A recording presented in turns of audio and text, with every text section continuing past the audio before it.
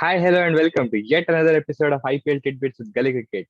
And with me here is Shaz. So, hi, Shaz.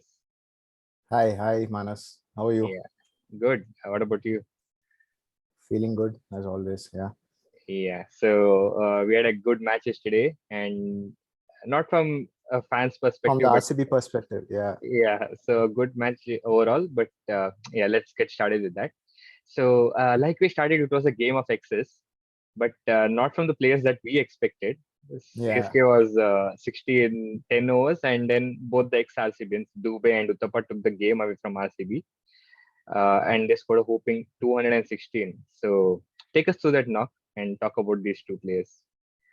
Yeah, I mean, see, initially CSK started off quite slower as well. Hmm. Seeing the power play and the first few overs, we thought that they might not end up, getting a good total. But then I think once Uthappa sort of found his range, you can sort of say, I think it was Dube who actually started the onslaught. Yeah. After him coming into the crease, then you could sort of see the shift in momentum because he's been in good form recently. He's been there. He's been the top scorer on a consistent basis, and I think that confidence sort of helped him to also take on the bowlers right from the beginning. And seeing him play, I think Uthappa also, started to feel confident, and then he also started taking on the bowlers. And RCB clearly had no answers. All right, they definitely missed the services of Harshal Patel, who had to go back because of an unfortunate incident, Hmm. and then he's come back and he's in quarantine. All right, so family does matter, and yeah, they definitely missed him. So I think there is something that RCB have to work on because having a good bowling lineup like that, you should not be conceding so many runs. Yep. So they missed Herschel for sure, and uh, but like they replaced a bowler with a batsman yesterday. So Hmm. do you think they missed a trick here? And also, Hmm. we know that with Herschel things could have been better, but the way CSK was batting, do you think things could have still been similar?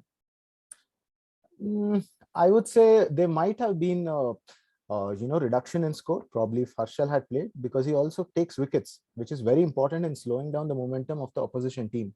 Suyash Prabhudesai was actually very impressive. All Hmm. right, he was brilliant in the field. Made a lot of saves, got that great run out of Moeen Ali, and even with the bat, he showed a lot of intent. So there is definitely a positive you can say, like for RCB as well as if you think about Indian cricket as well, because he looked fearless. Like when he came out to bat as well, it seemed like he wanted a game, and then he definitely did himself no harm. Uh, yeah, I think it was like 20-25 runs, a little too much, which RCB ended up conceding, which sort of became a little too big of a mountain to climb for them. Even with DK there, you saw how nervous Chennai were because they have not got off to a single win this season. If DK had partners, you never know. And it could have been anyone's game. Yeah, and okay, so now there was a time when I used to speak on this show, and one day Karthik just asked me to host it, and it was my first day, and I fumbled and messed it up. Yeah. So this context is important because RCB was 50 for 4 with Kohli, Faf, and Maxi back in the hut. And in walks Suyash Prabhudesai for the first time ever in an IPL match. And Yeah. on the opposite side, you have like world class bowlers like Jaddu, Moeen, and Jordan bowling to him. But he starts smacking them, and like he's playing shots like the ones that Maxwell plays. So, Hmm. do you think sharing the dressing room with such big names kind of instills this confidence in them? Yeah, I think maybe that is the kind of personality he is as well. Like, because I've not seen him in domestic cricket, like how he plays. Hmm. But what I heard from the commentators is like, that's what this is how he plays even in domestic cricket as well. So maybe RCB have noticed that and then roped in him. So this is what, right? Like, this is a platform where people like him can get to show off his skills. And as you mentioned, he was playing some outrageous shots for someone who's making his debut for RCB. So that was great to see the intent that he had, because the run rate was a steep one to climb, and to give the fans hope by the way he played shows that he's very confident about his game. So it's definitely good signs. Even though we lost the game, there are a few positives from the game that we can take. Yeah, although they lost the match, they have a lot of positives to take.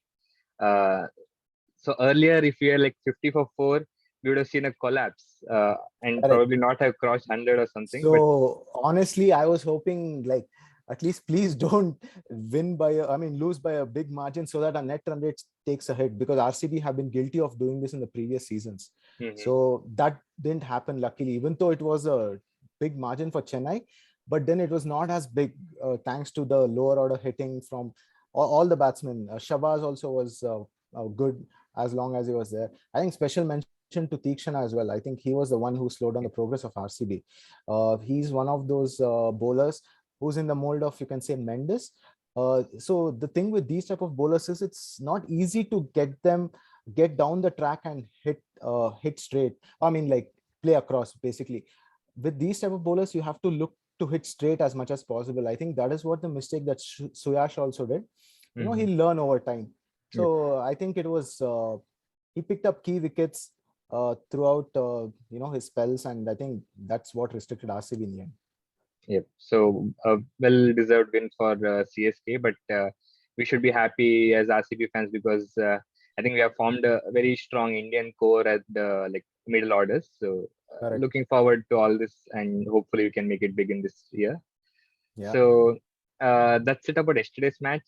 CSK scored 216 and RCB fell short by a small margin, I would say, because the required run rate was very high and they came very close. So moving on to today's match, Shaz, it's the winless Mumbai playing against the Punjab Kings at Pune. So when you look at the Mumbai bowling attack, it looked lethal last year, and it does not have the kind of impact this year. So what do you think should be the action plan for like the Mumbai bowlers? Maybe getting a left arm off spinner who can take wickets against the right hand batsman of Punjab. Fabian Allen is an option there. Correct. Yeah. See, as you mentioned, the bowling definitely lacks potency. I think you can, like, I won't say confidently, but you can sort of say that they messed up in their auctions as well by going hard for one player in Jofra Archer, who's not even playing this season, Mm-hmm. right? So, this is not a position that you expect Mumbai to see in. But unfortunately, they're lacking, sorry, confidence in all the departments, you can sort of say. And Fabian Allen, uh, whatever little I've seen of him, like he's a fantastic T20 cricketer, no doubt.